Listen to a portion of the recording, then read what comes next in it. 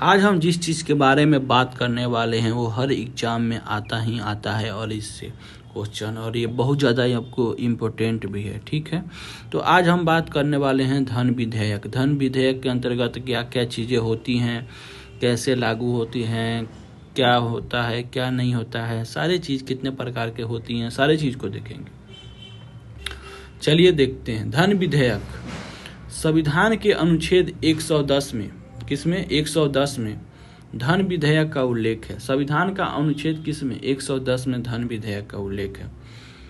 धन विधेयक भारत की संचित निधि से, भारत की संचित निधि से धन को निकालने या उसमें धन को डालने से संबंधित है। भारत की संचित निधि से धन को निकालने या धन को डालने से संबंधित है। ठीक है, इस विधेयक को से संबंधित कुछ निश्चित प्रक्रियाएं हैं। मतलब कि इस विधेयक में क्या क्या चीजें होती हैं उसके बारे में बताया गया है। यह विधेयक सिर्फ लोकसभा में ही प्रस्तुत किया जा सकता है। सिर्फ लोकसभा में ही प्रस्तुत किया जाता है धन विधेयक। ठीक है, विधेयक को प्रस्तुत करने से पूर्व भारत की राष्ट्रपति की पूर्व अनुमति लेने की आवश्यकता है। ठीक है, विधेयक को प्रस्तुत करने से पूर्व भारत के राष्ट्रपति की पूर्व अनुमति लेने की आवश्यकता है। ठीक, विधेयक किसी सरकारी सदस्य के द्वारा ही प्रस्तुत किया जाएगा। विधेयक किसी सरकारी सदस्य के द्वारा ही प्रस्तुत किया जाएगा।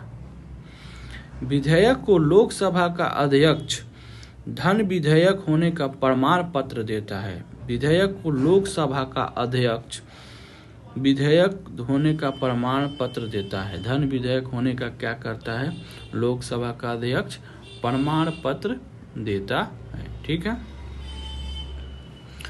यदि लोकसभा इस विधेयक को पारित कर दे, यदि लोकसभा इस विधेयक को पारित कर दे, वो भी साधारण बहुमत से, ठीक है, तो यह विधेयक राज्यसभा के पास जाता है, राज्यसभा में जाता है, और राज्यसभा के पास 14 दिन होते हैं। राज्यसभा के पास 14 दिन होते हैं और निम्नलिखित विकल्प भी होते हैं। राज्यसभा के पास 14 दिन होते हैं और क्या क्या चीजें होती हैं राज्यसभा के पास। राज्यसभा इस विधेयक को पारित कर दे, राज्यसभा इस विधेयक को पारित कर दे। दूसरा चीज, राज्यसभा अपनी इस सिफारिशों के साथ फिर से लोकसभा के पास भेज दे। ऐसी स्थिति में यह लोकसभा पर निर्भर करता है कि वे इस सिफारिश को माने अथवा ना माने। ठीक है, लोकसभा के पास राज्यसभा फिर से भेज दे, तो ऐसी स्थिति में लोकसभा के पास ये ताकत होती है कि वे उसकी बात को माने अथवा ना माने। ठीक है, यदि 14 दिन बीत जाए और राज्यसभा उपरोक्त दोनों विकल्पों में से, जो आपको मैंने ऊपर बताया, किसी का भी उपयोग ना करे, तो यह विधेयक उसी रूप में पारित मान लिया जाता है इस रूप में लोकसभा ने पारित किया था। तो कहने का मतलब है कि 14 दिन बीत गया और राज्यसभा लोकसभा के विधेयक यानी कि बिल को कोई जवाब नहीं देती है, तो ये विधेयक इसी रूप में लोकसभा ने पारित कर दिया था। यानी कि उसी रूप में, जिस रूप में लोकसभा ने भेजा था, उसी रूप में वो विधेयक कानून बन जाता है, पारित हो जाता है, मतलब पारित हो जाता है। ठीक है, ठीक, भारत का लोकसभा राज्यसभा की बात हो गया, तो राष्ट्रपति का भी तो योगदान होगा ना। भारत का राष्ट्रपति इस विधेयक को या तो अनुमति देता है या तो इनकार कर देता है, या तो अनुमति दे दे या फिर इनकार कर दे। वे इसे पुनर्विचार के लिए नहीं भेज सकता, वे इसे पुनर्विचार के लिए नहीं भेज सकता। ठीक है, राज्यसभा इस विधेयक में ना तो संशोधन पेश कर सकती है और ना ही इसे अस्वीकार कर सकती है।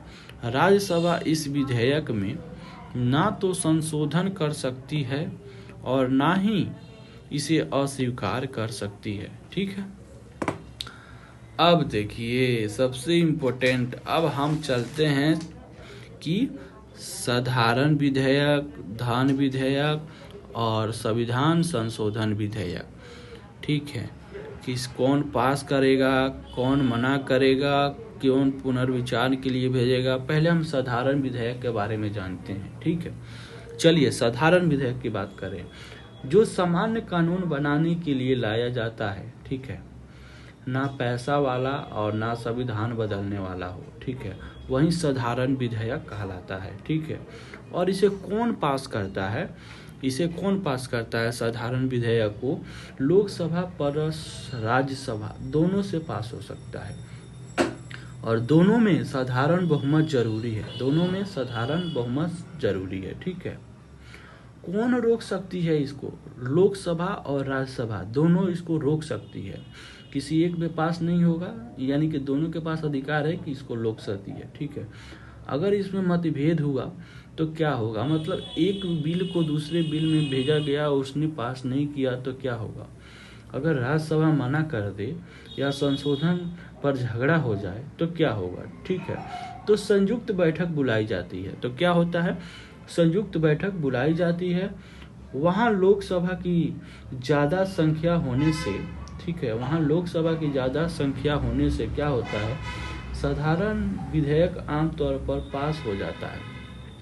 संयुक्त बैठक बुलाई जाएगी, ठीक है, और वहाँ लोकसभा की संख्या ज़्यादा होने से क्या होगा कि साधारण विधेयक आमतौर पर पास हो जाता है। ठीक है, राष्ट्रपति की क्या करेगा इसमें? राष्ट्रपति की क्या भूमिका है? स्वीकृति देगा, तो स्वीकृति देगा तो कानून बन जाएगा। पुनर्विचार के लिए वापस भेज सकता है। ठीक है, लेकिन अगर संसद दोबारा पास कर दे, ठीक है, लेकिन अगर संसद दोबारा पास कर दे तो राष्ट्रपति को मानना ही पड़ेगा। अगर संसद दोबारा पास कर दे तो राष्ट्रपति को मानना ही पड़ेगा। ठीक है, समझ में आया साधारण विधेयक? ठीक है, पास कर सकते, लोकसभा पास कर दे, राज्यसभा उसको मना भी कर सकती है। ठीक है, और ये मना भी कर सकती है। तो क्या होगा कि संयुक्त बैठक बुलाई जाएगी और साधारण विधेयक आमतौर पर पास हो जाते हैं, क्योंकि लोकसभा की सदस्यों की संख्या ज़्यादा होती है, इसीलिए। ठीक है, और क्या होगा कि पुनर्विचार के लिए वापस भेज दे। ठीक है, और फिर से लोकसभा अगर संसद दोबारा पास कर देना तो राष्ट्रपति को मानना ही पड़ेगा। ठीक है, अब देखते हैं कि धन विधेयक। ठीक है, कौन पास करेगा, कौन मना करेगा इसको? ठीक है, धन जो सरकारी पैसे से जुड़ा हो, धन विधेयक किसे कहते हैं? जो सरकारी पैसे से जुड़ा हो, टैक्स, बजट, खर्च, वही धन विधेयक है। ठीक है, इसकी असली ताकत जो है वो लोकसभा के पास होती है। इसकी असली ताकत लोकसभा के पास होती है।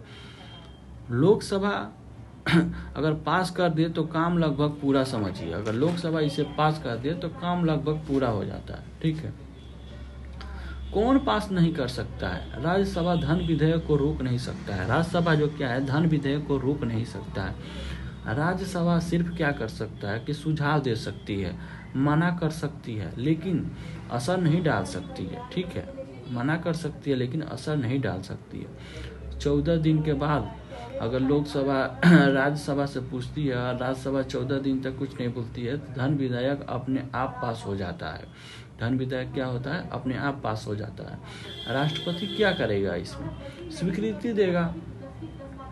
ठीक है, स्वीकृति देगा। इसमें पुनर्विचार के लिए भेजा नहीं जा सकता है, राष्ट्रपति को पुनर्विचार के लिए नहीं भेज सकता है राष्ट्रपति, इसे स्वीकृति दे देगा।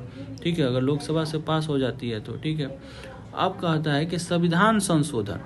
संविधान संशोधन किसे कहते हैं तथा इसके अंतर्गत क्या क्या होती है, कौन पास करता है? ठीक है, इसमें मैंने केवल एक चीज लिखा है, पास। जिस विधेयक से संविधान के अनुच्छेद, भाग, अनुसूची बदली जाती है, जिस विधेयक से संविधान के अनुच्छेद, भाग और अनुसूची बदली जाती है उसे संविधान संशोधन विधेयक कहते हैं। आधार क्या है? आर्टिकल मतलब कितना में दिया है? आर्टिकल दिया है 368 में दिया है इसके बारे में। ठीक है, और देखिए इसको कौन पास कर सकेगा? लोकसभा और राज्यसभा दोनों इसे पास कर सकती है। ठीक है, दोनों सदनों में अलग अलग पास होना जरूरी है। दोनों सदनों में अलग अलग पास होना जरूरी है। और किस बहुमत से पास होना जरूरी है?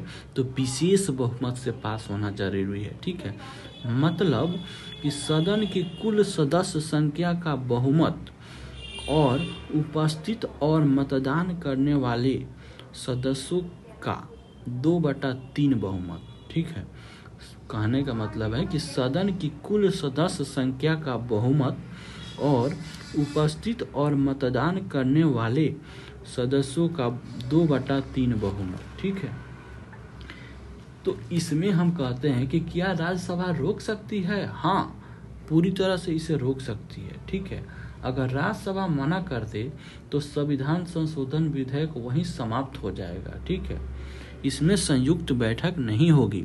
अगर राज्यसभा मना कर दे तो संविधान संशोधन विधेयक वहीं पे समाप्त हो जाएगा। इसमें पुनर्गठन, इसमें जो है संयुक्त बैठक नहीं होगी। ठीक है, क्या पुनर्विचार के लिए भेजा जा सकता है? नहीं, इस पे पुनर्विचार के लिए राष्ट्रपति के पास नहीं भेजा जा सकता है।